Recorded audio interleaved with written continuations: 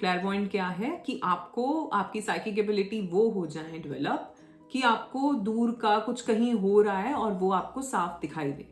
जो 3D world है उसमें उस चीज को नॉर्मल नहीं लिया जाता, क्योंकि हम सब अपनी जो हमारी रियल एबिलिटीज हैं हम उस सब को भूल जाते हैं 5 साल के बाद। तो हम ये नहीं कह सकते कि वो इंसान अंडरस्टैंडिंग नहीं है, वो उस वाइब्रेशनल फ्रीक्वेंसी पे नहीं है जहां वो समझ पाए अभी वो कैसा फील करा रहा है। उस टाइम पे भी क्या वो फीलिंग्स आ रही हैं, उस टाइम पे इनसिक्योरिटी हो रही है, उस टाइम पे अनवर्दीनेस वाली फीलिंग है, या हम में कुछ कमी है वो वाली फीलिंग है, पे आप रिलेशनशिप में होके भी लोनली फील कर रहे हैं, वो कोई रिलेशनशिप नहीं है। Hello my beautiful people, I'm Shreya Kaushik and a very warm welcome to my YouTube channel. So ये एक Q&A वीडियो है, काफ़ी सारे क्वेश्चंस आपके छोटे छोटे आए हुए थे तो मुझे लगा आज हमें उन्हीं क्वेश्चंस को लेना चाहिए, उन पे बात करनी चाहिए। Alright? But before we proceed, if you're new to the channel, don't forget to subscribe and hit the red bell icon for any new notification.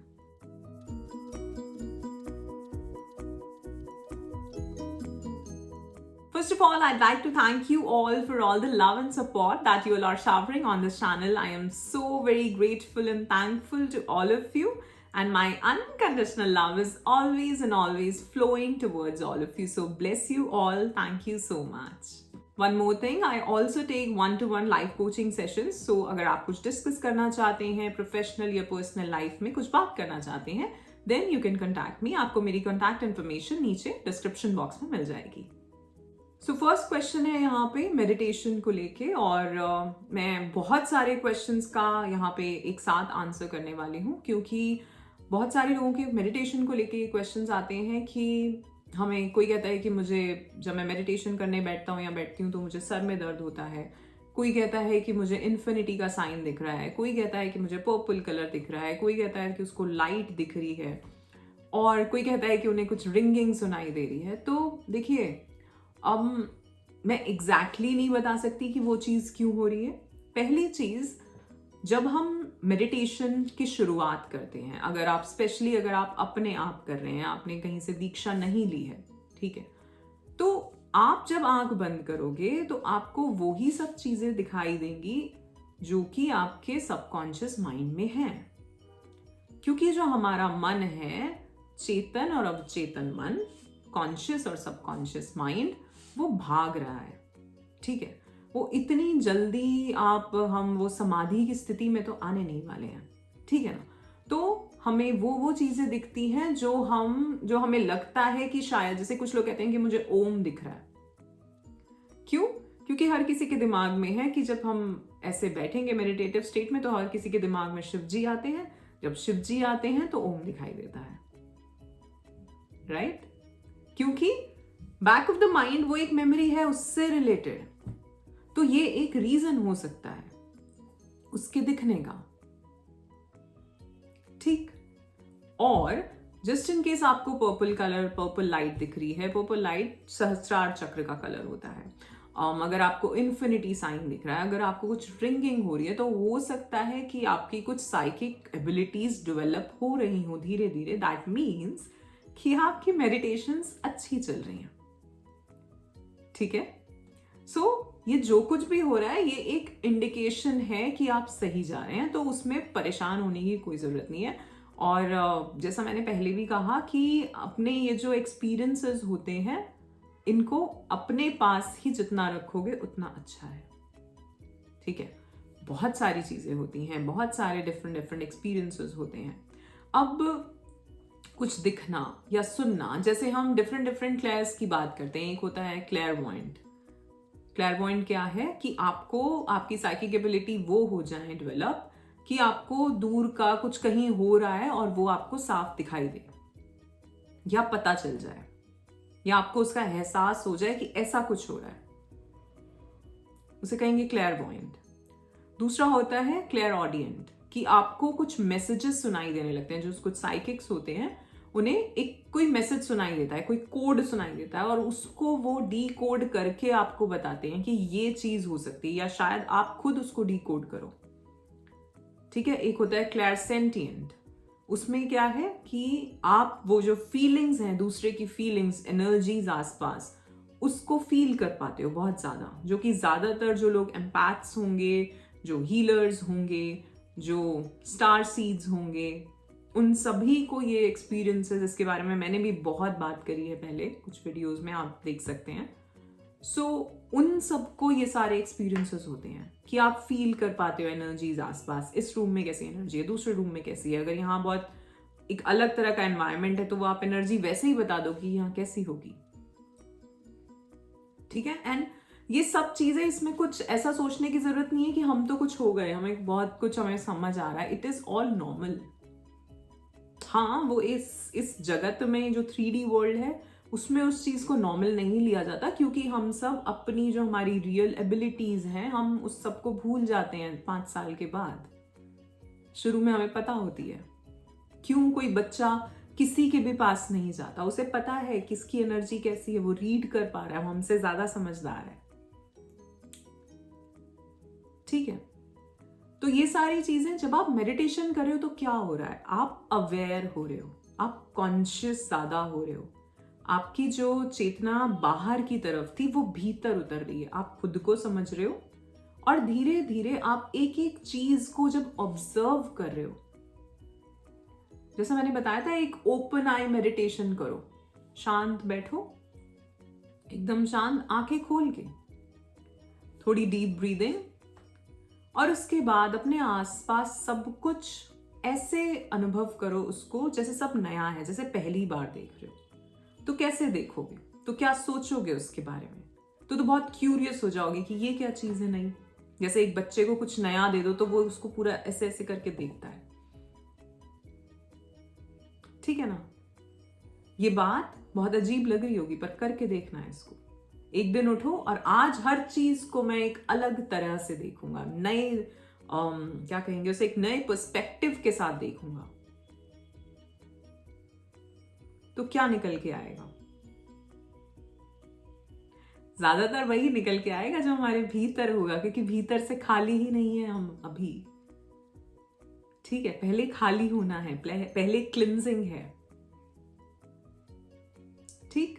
तो हमें जो कुछ भी, स्पेशली सुनने की बात अलग है, फीलिंग की बात अलग है, एहसास की बात अलग है, लेकिन स्पेशली जो हमें दिख रहा है वो वही दिख रहा होता है। जैसे हमारे ड्रीम्स में होता है ना, कि हम सपोज पूरे दिन किसी चीज के बारे में सोच रहे हैं, कुछ दिनों से किसी चीज के बारे में सोच रहे हैं, तो वो लोग या वो चीजें हमें दिखनी शुरू हो जाएंगी।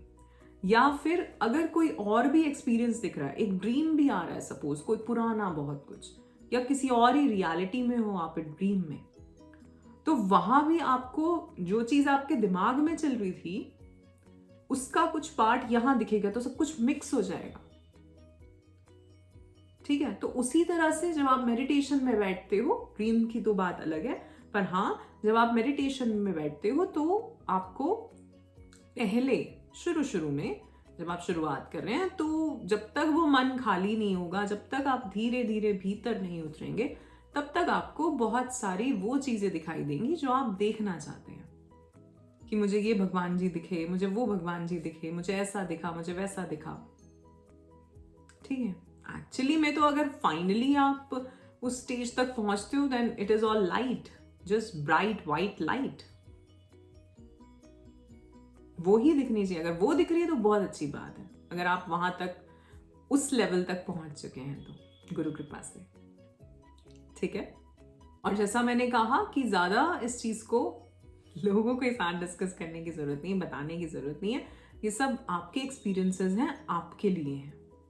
ठीक है। तो आप जो हो रहा है उसको एक्सेप्ट करो, उसमें जजमेंट नहीं लाना। सी, हम जब स्पिरिचुअल जर्नी जब हमारी स्टार्ट होती है तो बहुत 2-3 चीजें हैं, जो 2-3 कहते हैं ना बेसिक रूल्स हैं। No criticism, no judgements. ठीक। जो जैसा है उसे वैसा ही एक्सेप्ट करना, फॉरगिवनेस, एक्सेप्टेंस, ये बेसिक है बिल्कुल। और ये इतना इजी आता नहीं है, ऐसा नहीं है कि मतलब मैंने बोल दिया या मैं इस चीज को 100% जी पा रही होंगी, नहीं, क्योंकि हमारी सोशल कंडीशनिंग ही इतनी ज्यादा है बचपन से लेके अब तक की, और पता नहीं पुराने कितने जन्मों की, तो वो संस्कारास वो सारे आपको धीरे धीरे ट्रिगर करते हैं। तो एक इंसान एक पर्टिकुलर सिचुएशन को लेके वैसे ही सोच पाएगा या वो ही चीज देख पाएगा जो कि उसका जो पुराना संस्कार है उसके बेसिस पे, जो एक प्रोग्रामिंग हुई है उसके बेसिस पे वो ही देख पाएगा। और नजरिया कब चेंज होता है? जब स्पिरिचुअल जर्नी चलती है, जब पर्सपेक्टिव चेंज होता है, जब आपका कॉन्शियसनेस लेवल चेंज होता है, इवॉल्व होते हैं आप, तो अब वो दूसरी तरह से देख रहा है। हो सकता है आज से 5 साल बाद और किसी तरह से देखे, हो सकता है कुछ टाइम बाद बिल्कुल ही वो निर्गुण निराकार वाली स्थिति कि ना कुछ अच्छा है ना कुछ बुरा है। वो भी तो है ना एक स्टेट। तो आपको जानना है कि आप कौन से लेवल पे, और जान भी नहीं पाओगे तो अपने आप को जज भी मत करना कि अरे अभी तो हम यही हैं क्या, अरे, या फिर ईगो में मत आना कि हम तो बहुत कुछ कहीं पहुंच गए। ठीक है, बस अपनी मेडिटेशन करते रहना और डाउटफुल नहीं होना है कि ये क्यों दिख रहा है, वो क्यों दिख रहा है। नहीं तो जो दिखना होगा वो नहीं दिखेगा। ठीक है। और एक्चुअली में तो सच बताऊं तो मेडिटेशन करने के बाद या करते समय आपको एक वो ब्लिस वाली फीलिंग आ जाए, वो बेस्ट है। बस नो थॉट, कोई दिमाग में कुछ है ही नहीं। अब 11:11 कोई थॉट ही नहीं है दिमाग में। बस एक फीलिंग है खुशी की, आनंद की, वो बेस्ट है। नेक्स्ट क्वेश्चन इज अबाउट कार्मिक बॉन्ड्स। तो इन्होंने पूछा है कि उनके पेरेंट्स जो हैं वो टॉक्सिक हैं, तो उनसे वो कैसे छुटकारा पाएं, उन्होंने ये लिखा है। सबसे पहले तो मैं कहूँगी कि आपको ऐसा नहीं सोचना चाहिए छुटकारा पाने का, बिकॉज कोई भी हो, यहाँ उन्होंने पेरेंट्स के बारे में पूछा है, बट मैं ये ओवरऑल ही बात करना चाहूँगी कि कोई भी आपकी लाइफ में है, चाहे वो आपके पेरेंट्स, भाई बहन, बच्चे, रिलेटिव्स, फ्रेंड्स, कॉलीग्स, कोई भी, जो भी कोई लाइफ में आपकी आ रहा है, चाहे 1 मिनट के लिए आ रहा है, ठीक है, उनसे कुछ ना कुछ आपका पुराना है, तभी वो आपकी लाइफ में इस पॉइंट पे आए हैं। ठीक, तो अगर ये एक अच्छा एक्सपीरियंस है तो आपका ये कॉन्ट्रैक्ट रहा होगा कि हम एक दूसरे को ये अच्छा एक्सपीरियंस देंगे। अगर ये एक बेकार एक्सपीरियंस है, एक टॉक्सिक रिलेशनशिप बन रहा है, तो ये भी आपके कॉन्ट्रैक्ट का पार्ट है कि इस सोल से पुराना मेरा ये लेन देन बाकी था, इसने उस टाइम पे मुझे दुख दिया था, तो नेक्स्ट इस इनकारनेशन में हम उस चीज को वापस करने वाले हैं। ठीक है। सबसे पहले इस केस में अगर हमारे भीतर एक एक्सेप्टेंस आ जाए कि हाँ कुछ पुराना है और इस वजह से ये चीज हो रही है, तो थोड़ा सा अगर ये एक अंडरस्टैंडिंग आ जाए तो थोड़ा सा इजी हो जाएगा वो सिचुएशन आपके लिए।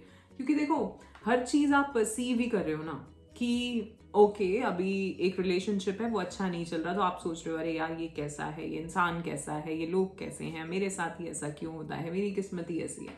एक ये सोच है आपकी, और इस जो सोच को आपने यहाँ चेंज किया कि ओके ये एक एक्सपीरियंस है, ये भी इस मेरे जो मैंने ये वाली इनकारनेशन ली है इसका एक पार्ट है, पास्ट लाइफ में ऐसा कुछ रहा होगा, मेरा इनके साथ कोई लेन देन रहा होगा, और इसीलिए आज ये इंसान इस तरह से मेरे साथ बिहेव कर रहे हैं। ठीक है, जो अगर अच्छा हो रहा है तो थैंकफुलनेस, अगर नहीं है तो फिर फॉरगिवनेस, तो फिर एक्सेप्टेंस। ठीक, और जो कि मैंने आपको कार्मिक बॉन्ड्स वाले वीडियो में भी बताया था कि सबसे पहले फॉरगिवनेस, उसके बाद acceptance, I forgive you for everything, I accept you the way you are, and I send you unconditional love. तो फॉरगिवनेस सबसे पहले है। हम क्यों हैं, हम आज अगर किसी के भी साथ, किसी भी सोल के साथ हम डील कर रहे हैं, दैट मीन्स हमारा उससे कुछ पुराना लेन देन है, अच्छा या बुरा, राइट? तो अगर हम सबसे पहला ये इस स्टेट में आ जाएं कि हमें फॉरगिव करना है, अब उसके लिए जो मैंने आपको प्रैक्टिसेस बताई आप नाइट में भी कर सकते हो। और मैंने ये देखा है कभी कभार लोगों को लगता है कि क्या होगा इससे, ऐसे थोड़ी हो जाएगा, ऐसे थोड़ी उस तक वो बात पहुंच जाएगी। समटाइम्स तो आपको पता भी नहीं है ना कि आपका पुराना था क्या। एक तो है कि चलो शायद आपको कुछ पता चल जाए कि पुराना कुछ था, राइट? और या फिर आप इस अंडरस्टैंडिंग में है कि पुराना था ही, पुराना होगा ही कुछ, तभी है आजकल आसपास, ठीक? सो किसी भी टॉक्सिक रिलेशनशिप को ठीक करने के लिए सबसे पहला स्टेप एक्सेप्टेंस और फॉरगिवनेस से ही शुरू होता है। और जैसा मैं कह रही थी कि किसी को लगता होगा कि नहीं इन चीज़ों से कोई फर्क नहीं पड़ता, मैंने ये देखा है, ठीक है? तो मैं जिन भी लोगों को ये प्रैक्टिसेस बताती हूँ, 1 हफ्ता 1 महीने बाद उन्होंने वो चेंजेस देखे हैं अपनी लाइफ में, उस रिलेशनशिप में पर्टिकुलरली, कि हाँ वो बिहेवियर चेंज हो गया। Because see we all are love and light inside. भीतर से हम सभी उस अनकंडीशनल लव के बने हैं, ठीक है? ये तो हमारे पुराने कर्मा, पुराने संस्कारास के बेसिस पे, वो जो प्रोग्रामिंग है उसके बेसिस पे आप आज ऐसा हर एक पर्टिकुलर सिचुएशन में, डिफरेंट सिचुएशंस में बिहेव कर रहे हैं, ठीक है? आप उसके बेसिस पे चल रहे हैं। तो जैसे ही आपने लेट गो किया, जैसे ही आप उस इवेंट से निकले, वैसे ही आप वो न्यूट्रल वाले फेज में आ गए कि अभी कोई प्रॉब्लम नहीं है। तो क्यों होता है कि एक टाइम पे आपने देखा होगा कि किसी इंसान के साथ आपका बहुत लड़ाई रही होगी, या बहुत कुछ आर्ग्यूमेंट्स रहे होंगे, या शायद बात ही नहीं रही होगी, और एक टाइम पे वही इंसान कुछ सालों बाद, 5 साल 6 साल 10 सालों बाद, वही इंसान से आपका बहुत अच्छा रिलेशनशिप होता है। वो कोई भी हो, आपके रिलेटिव्स हो सकते हैं, आपके फ्रेंड्स हो सकते हैं, या लव रिलेशनशिप्स हो सकती हैं, कुछ भी। तो ऐसा क्यों है? क्योंकि पहले वहां वो वाली एनर्जी थी, जैसे जैसे धीरे धीरे लाइफ में आगे बढ़ते बढ़ते वो चीज हील हुई, ठीक है? वो लेन देन जो था वो खत्म हुआ, तो आज सब कुछ ठीक है, ठीक? सो इस केस में भी आपको वही करना है, वही चीजें, वही प्रैक्टिस करनी है जो मैंने कार्मिक बॉन्ड्स वाले वीडियो में बताई है। सबसे पहले फॉरगिवनेस रोज करो, रोज करना है, और माफी मांगनी भी है। क्योंकि अगर इस टाइम पे सोचो, अगर इस टाइम पे कोई तुम्हें परेशान कर रहा है, दैट मीन्स लास्ट टाइम तुमने उसे किया था, तो तुम्हें माफी मांगनी है पुराने किसी अपने कर्मा के लिए, ठीक है? तो तुम्हें पता नहीं है, तुम्हें याद नहीं है, ऑफ कोर्स, ठीक है? अनटिल अनलेस तुम्हें याद हो जाए, पुराना कुछ याद आ जाए कि ऐसा था।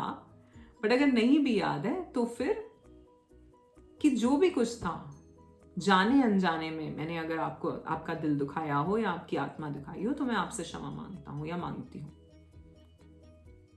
ठीक है? और दूसरा, अगर आपको पता ही है कि ये वाली सिचुएशन थी, आपने ऐसा कुछ कह दिया, आपने ऐसा कुछ कर दिया गलत, तो उसके लिए वो बात बोल के आपको उनसे फॉरगिवनेस, क्षमा मांगनी है। अगर आप सामने जाके मांग सकते हैं, बहुत अच्छी बात है। कम्युनिकेशन, बात करने से ही बात बनती है।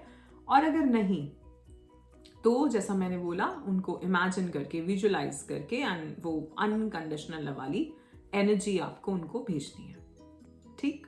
ये पूरी प्रैक्टिस मैंने उस वीडियो में बताई हुई है, तो आप वो वीडियो दोबारा से जाके देख सकते हैं, कार्मिक बॉन्ड्स वाला। उसमें मैंने बहुत अच्छे से समझाया है और कुछ डिफरेंट सेंटेंसेस भी बताए हैं जो कि सारे आप यूज कर सकते हो, ठीक है? नाउ नेक्स्ट क्वेश्चन यहाँ पे है रिलेशनशिप्स को लेके, क्योंकि हमने अभी पहले ही कुछ वीडियो में रिलेशनशिप के ऊपर बात करी थी कि हमें अपने ही पार्टनर से कम्युनिकेट करना चाहिए, बजाय कि हम आसपास लोगों से इंस्टिगेट हो जाएं, इन्फ्लुएंस हो जाएं अपनी रिलेशनशिप्स में, ठीक है? तो यहाँ पे उनका सवाल है कि जस्ट इन केस वो बात भी करना चाहते हैं या करना चाहती हैं, ठीक? यहाँ नाम मुझे नहीं पता चल रहा है ये फीमेल का क्वेश्चन है या मेल का क्वेश्चन है। सो अगर वो अपने पार्टनर से बात करना चाहती हैं बट सामने वाला इंटरेस्टेड नहीं है, सामने वाला कभी कभार होता है कि इसको इस तरह से समझो कि आप एक वाइब्रेशनल फ्रीक्वेंसी पे हो।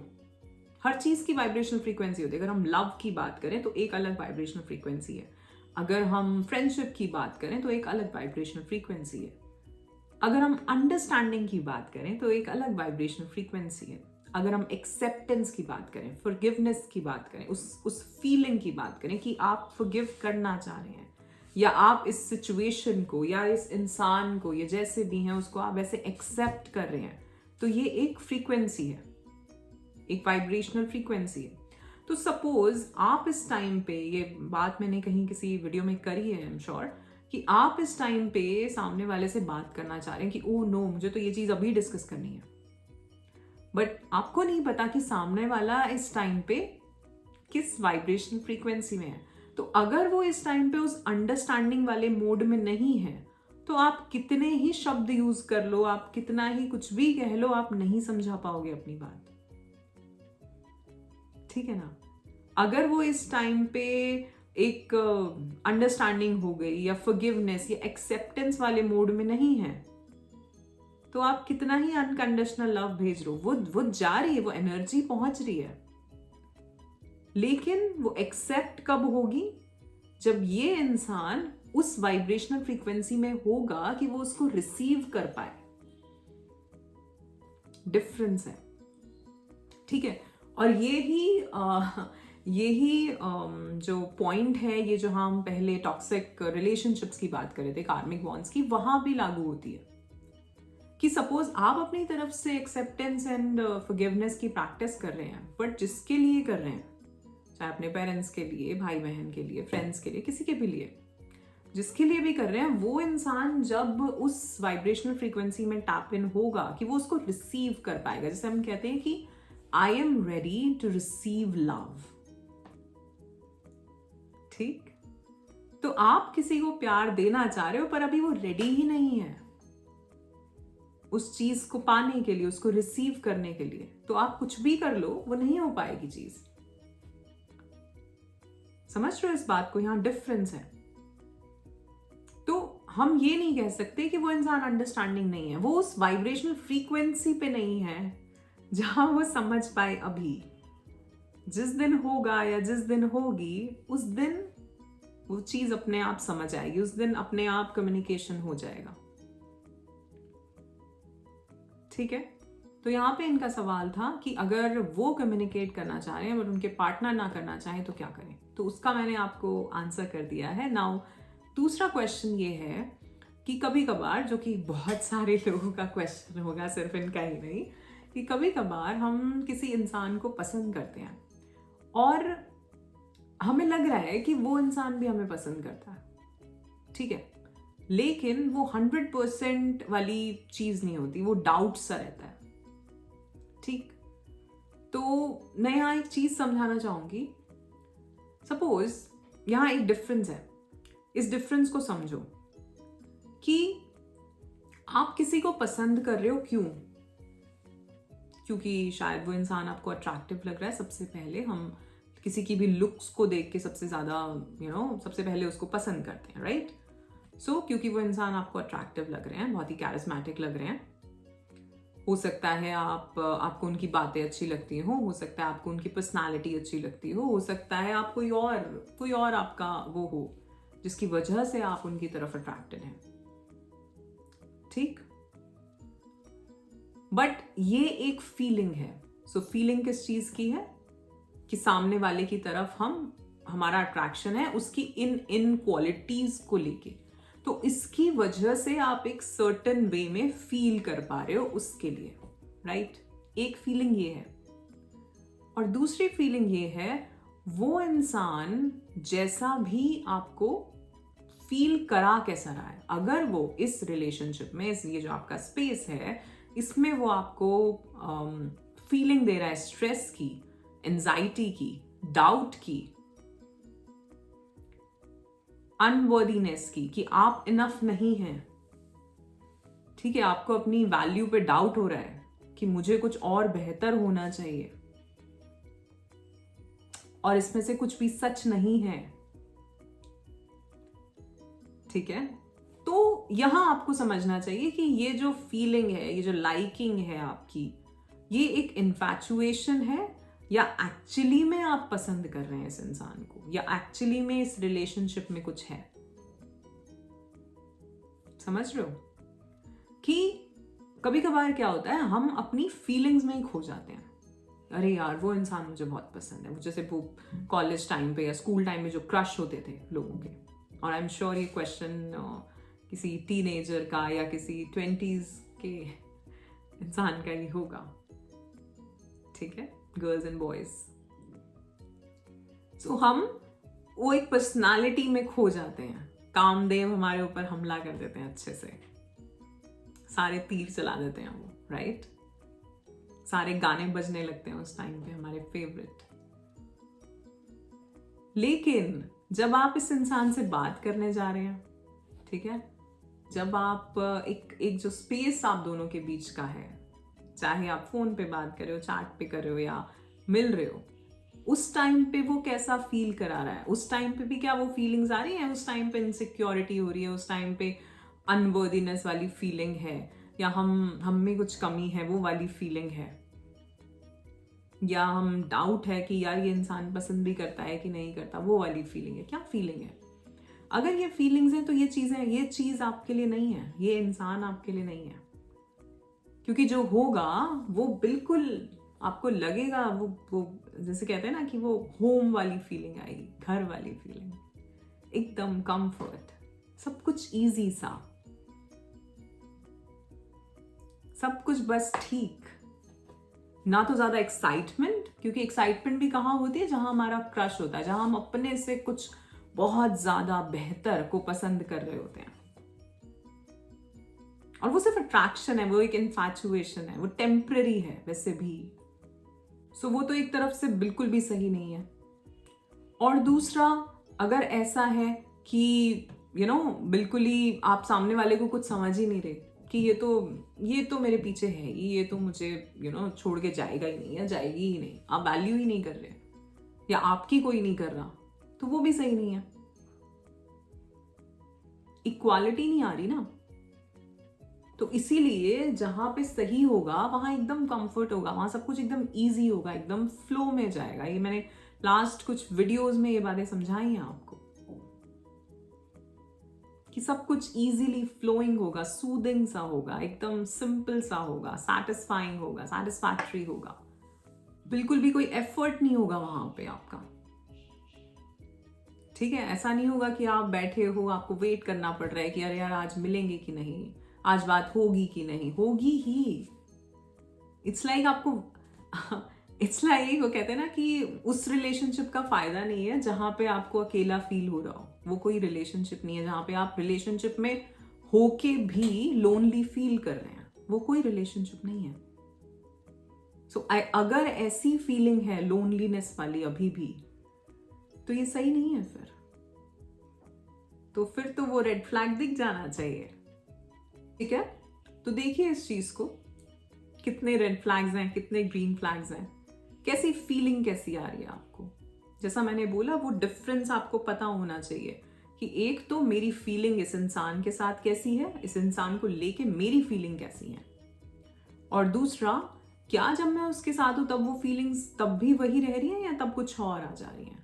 अगर उस टाइम पे वो जो नेगेटिव वाली हैं जो मैंने बताई, insecurity, unworthiness, I am not enough, अगर ऐसा कुछ आ रहा है तो फिर ये ठीक नहीं है। और अगर एकदम इजी, एकदम वो होम वाली फीलिंग, घर वाली फीलिंग, एकदम सब कुछ सिंपल सा, कंफर्टेबल, है ना, जैसे चाय, जैसे ब्लैंकेट हमारा, ऐसी फीलिंग। जब हम अपने ब्लैंकेट में बैठते हैं कैसी फीलिंग आती है, एकदम कंफर्ट। इससे ज्यादा कुछ और कंफर्टेबल हो ही नहीं सकता। तो अगर उस रिलेशनशिप में आपको वही कंफर्ट मिल रहा है, समझ रहे हो, आई थिंक बहुत अच्छा एग्जाम्पल है ये, है ना। तो अगर उस रिलेशनशिप में आपको वैसा कंफर्ट नजर आ रहा है, अगर वैसा कंफर्ट मिल रहा है, तो जरूर उसके लिए जाना, उसके लिए 24/7 हार्ड वर्क लगा देना। बट अगर नहीं, तो अपने आप को, अपनी एनर्जी कहीं और ऐसे किसी टॉक्सिक इंसान के साथ या किसी टॉक्सिक रिलेशनशिप में लगाने की जरूरत नहीं है। ठीक है, क्योंकि जैसा मैंने एक जगह एक वीडियो में बात करी थी कि जब दिल टूटता है तो बहुत ज्यादा एनर्जी लगी होती है, तो एक वो विस्फोट होता है एनर्जी का, वो संभालना फिर बड़ा मुश्किल हो जाता है। तो इससे पहले कि वो बहुत बड़ा विस्फोट हो, छोटे मोटे पटाखों से काम चला लो। ठीक है, जितनी जल्दी हो सके आप इसको समझ जाएं कि ये सही है कि नहीं है मेरे लिए, अपने बारे में सोचें।